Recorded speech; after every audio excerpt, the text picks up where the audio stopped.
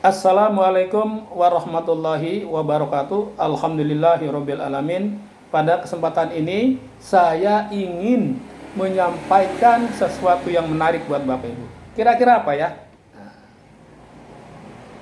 Adalah mengapa kita harus berubah. Coba Bapak Ibu, kira-kira siapa bisa mencoba barangkali memahami tentang bagaimana kita harus berubah? Kira-kira apa jawabannya? Kalau kita suruh berubah, apanya yang berubah sebenarnya? Bapak Ibu sekalian, silakan Bu, silakan. Bapak Ibu sekalian, perubahan adalah sesuatu yang berbeda dari kebiasaan. Itu mudahnya. Apakah sadar atau tidak sadar bahwa kita setiap hari sesungguhnya sudah berubah? Sudah berubah, hanya kita mungkin tidak pernah berpikir untuk menghitung-hitung perubahan yang ada. Perubahan suatu keniscayaan setiap makhluk dalam diri kita secara kualitas. Ya, Allah memberikan perubahan secara proporsional. Bapak Ibu bayangkan, alis mata perubahannya berbeda dengan rambut, berbeda dengan kumis, berbeda dengan jenggot. Ini satu perubahan. Kita tidak sadari. 3 hari kita tidak mencukur kumis, itu sudah berubah. Yang tadinya mungkin sedikit menjadi bertambah. 1 bulan kira-kira kalau nggak bercukur seperti saya ini, kira-kira jenggot sudah. Ini perubahan. Berbeda. Ya. Kemudian mengapa kita harus berubah? Sebenarnya ada 4 hal yang saya ketahui. Pertama, perubahan dalam konteks Islam adalah kaitannya dengan Al-Quran. Dalam surat Ar-Ra'd 11 dikatakan bahwa innallaha la yughayyiru ma biqaumi hatta yughayyiru ma bi anfusihim. Sesungguhnya Allah tidak akan mengubah nasib suatu kaum kecuali kaum itu sendiri. Dalam konteks ini perubahan adalah perubahan secara kolektif, secara masyarakat. Artinya perubahan yang terjadi di masyarakat. Bukan semata-mata perubahan secara individu.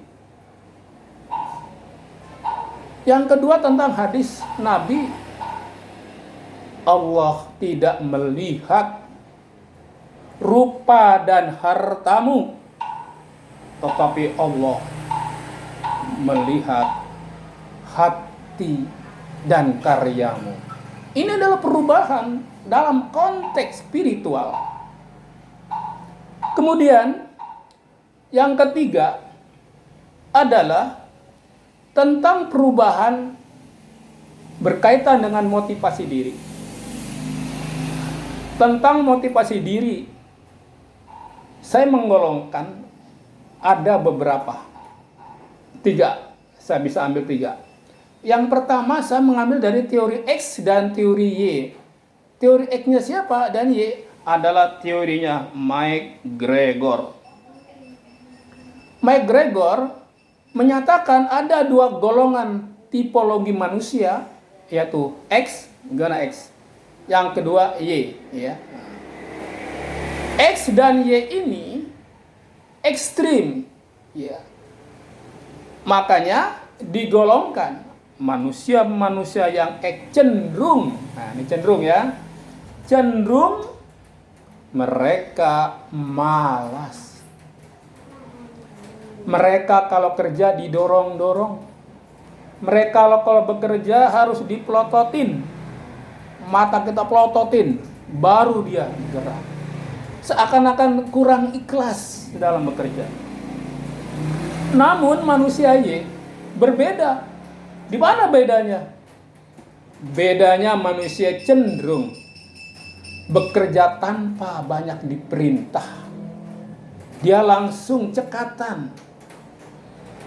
Dia berpikir dan dia kreatif, cenderung optimis. Dan manusia mana sebenarnya yang ingin atau yang selalu ingin melakukan perubahan? cenderung adalah manusia Y. Jadi ada dua golongan tadi. Bagaimana Bapak Ibu? Setuju ya? Nah, mana yang setuju? Atau Bapak Ibu tidak setuju, tidak apa. Yang penting kita belajar. Manusia Y dan manusia X tadi dikatakan oleh McGregor. Yang kedua, yang berikutnya adalah tentang perilaku diri.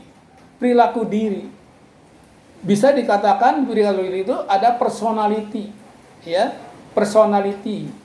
Di dalam teori personality ada beberapa model manusia. Yang pertama, adalah koleris. Yang kedua adalah sanguin. Yang ketiga melankolis. Yang keempat pragmatis.